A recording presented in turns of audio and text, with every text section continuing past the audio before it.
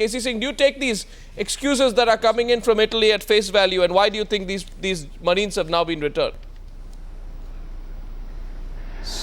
Arnab, it's very difficult to assess political motives, but I don't think the Italians would be the first ones to respond to political opinion and start taking decisions. We do it here, every country does it. But the moral of the story is that you have a human tragedy, you have contested jurisdiction, you've allowed inflamed public opinion in India first to determine your action, and then the Italians have done likewise. And then you realize it's become untenable, and now diplomacy sets in, and fortunately they are again able to recollect it. Now, essentially it's a compromise. The compromise is, if India wanted to have their way, after all they're fugitives from law, they shouldn't have come back with their deputy foreign minister with a press conference being given, explanations, etc. They should have been taken into custody. Now that has not happened. So the compromise is that they'll be allowed to stay wherever the Italians put them up, and they remain in the Italian embassy. They are essentially on Italian soil while their custody is there, while the new trial takes place.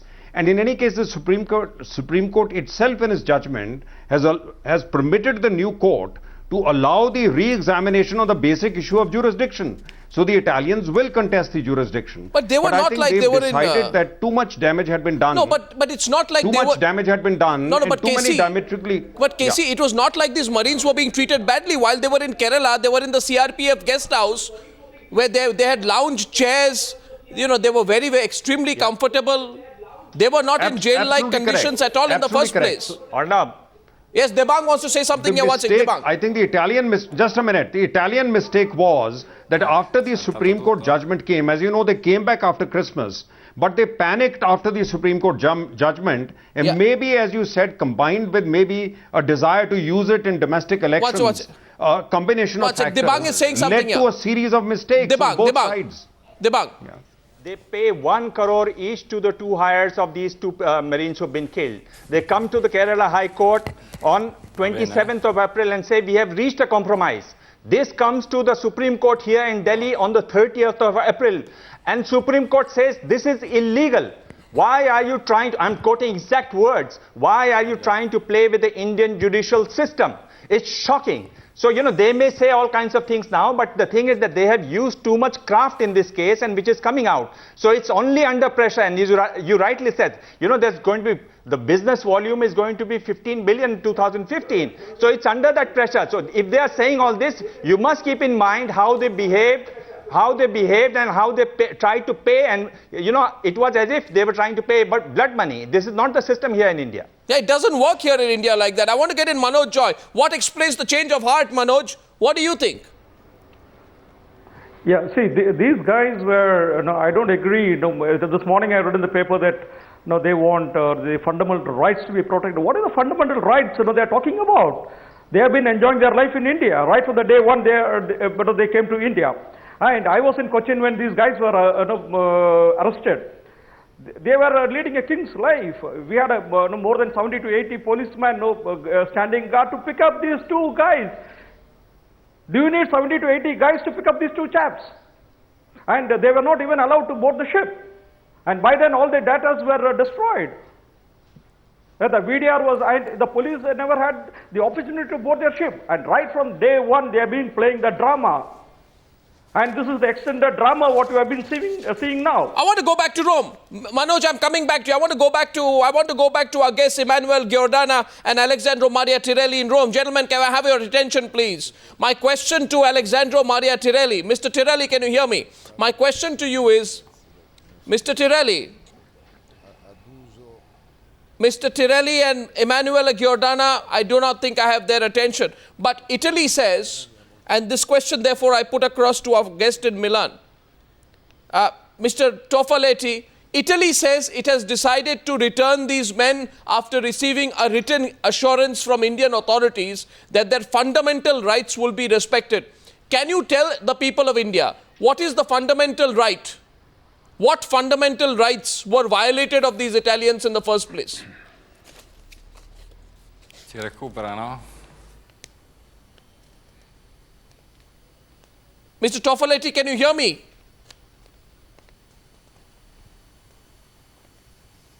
Mr. Rocco Toffoletti in Milan, can you hear me, sir? Mr. Toffoletti? I don't think I'm getting the audio line there. Let me put that question to you, Dibang. What are the fundamental rights which were being violated in the first place, in your view? Arnab, the thing is that they didn't get along well. I mean, they were not unanimous in this. And the foreign minister and the defense minister decided that these people will not go back on the 11th of March. They wanted a way out. And now the latest is that on Tuesday, these two are going to explain to the parliament in Italy on why they had said that the Marines won't go back to India, won't come back to India. So they have to explain. The thing is that they had the elections, they wanted somebody big, something to talk about, and they got these two Marines, they used the Marines, and then they sent them back. There's no reason, even when they went for Christmas, these trigger-happy Marines were received by the president there, which is again a big mistake. In fact, a lot of people in Italy are questioning the way the Prime Minister, the Defense Minister, and the Foreign Minister have acted in this case. So, Mr. Parsati, what emerges is that the Italians used the Marines politically. It was simply a political issue in Italy, that's all, and we gave in. No, I think worse still is I still have my doubts. Firstly, to begin with, as Debang says, the treatment they received in Cochin was scandalous. Would any other prisoner charged with murder have received such treatment? Suppose instead of Italians, these guys were from Thailand or Bangladesh or Sri Lanka. Would they have been treated like this?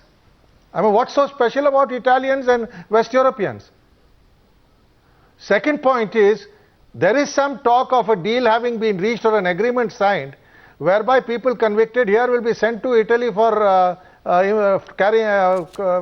facing their sentence.